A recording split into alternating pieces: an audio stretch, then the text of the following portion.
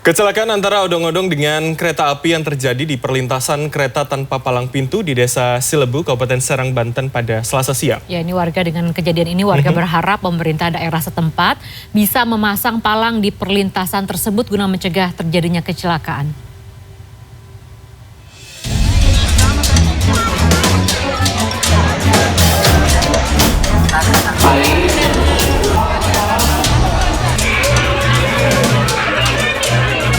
Pasca insiden kecelakaan odong-odong dengan kereta api di perlintasan tanpa palang pintu Desa Selibu, polisi melakukan olah tempat kejadian perkara pada Selasa sore. Akibat dari kejadian tersebut, sebanyak 9 orang meninggal dunia.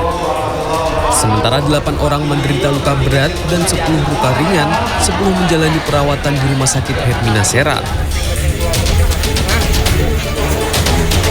Tidak adanya palang di perlintasan kereta api membuat sejumlah pengendara maupun warga sekitar was-was saat akan melewati perlintasan kereta api tersebut.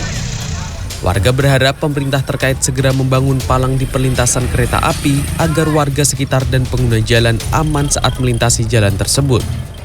Warga khawatir nggak dengan kondisi? Oh, khawatir luar biasa.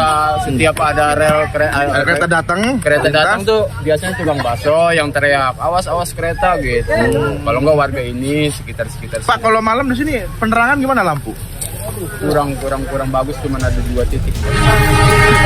Polres Serang mengupayakan kerjasama dengan Dishub Kabupaten Serang untuk pengadaan palang di perlintasan kereta api tersebut. Sebenarnya sudah melakukan langkah-langkah. Yang pertama kita juga sudah melakukan koordinasi dengan pihak Dishub ya untuk melakukan pengajuan memberikan atau membuat palang pintu di kawasan-kawasan yang dilintasi oleh rel kereta ini supaya tidak terjadi kecelakaan kereta. Sementara pihak Dinas Perhubungan Provinsi Banten akan mengundang Dinas Perhubungan Kabupaten Serang untuk menindaklanjuti pengadaan palang di lokasi tersebut. Pak, ini kan urusan nyawa Pak ya, apalagi betul. Hari ini hampir 9 orang yang meninggal Pak. Betul. Nah, pengakuan warga di sini sudah lama Pak, minta palang pintu, tapi sampai sekarang gimana Pak?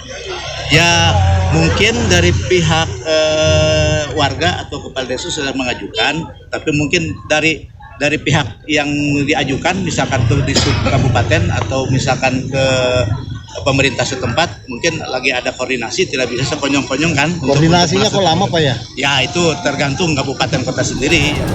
Sementara itu, pihak Desa Raja Cabang Banten menyebut akan memberi santunan bagi korban kecelakaan odong-odong. Untuk korban meninggal akan mendapat santunan 50 juta rupiah yang akan diberikan kepada ahli waris dan korban luka senilai 20 juta rupiah. Tim Liputan CNN Indonesia. Kita ke informasi lainnya, para tersangka usaha pembunuhan istri Kopda Muslimin Rina Wulandari mengatakan bersedia melakukan tindakan keji ini karena kebutuhan ekonomi. Iya, para tersangka menyebut uang imbalan yang diterimanya langsung digunakan untuk menikahi seorang wanita menjadi istri ketiganya.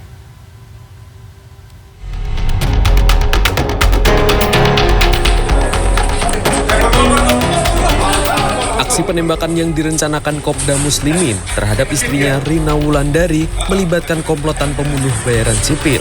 4 pelaku yakni Sugiono, Agus Santoso alias Gondrong, Supriyono alias Sirun, dan Ponco langsung menerima tawaran Kopda Muslimin yang menawarkan imbalan 120 juta rupiah. Terlebih, para pelaku terdesak kebutuhan ekonomi seiring latar belakang mereka yang berstatus mantan residivis atau penjahat kambuhan. Sedang salah satu pelaku, yakni Agus Gondrong, menggunakan uang imbalan baginya untuk menikahi seorang wanita yang menjadi istri ketiganya. Oleh petugas, Agus Gondrong dicokok usai melakukan ijab kabul pada Jumat lalu. Itu untuk nikah, Mas? Iya. Oh, berapa dapat bagian? 30 Pak. 30. Istrinya terharu gitu. Terus beliin apa wes? Semakin cinta istrinya, semakin kawin sama buat uang tunai mas kawin sama selamatan dan seluruhnya. Oh, uang tunai mas kawinnya berapa? Uang tunai mas kawinnya 1 juta. Terus tingginya 3 bulan. Terus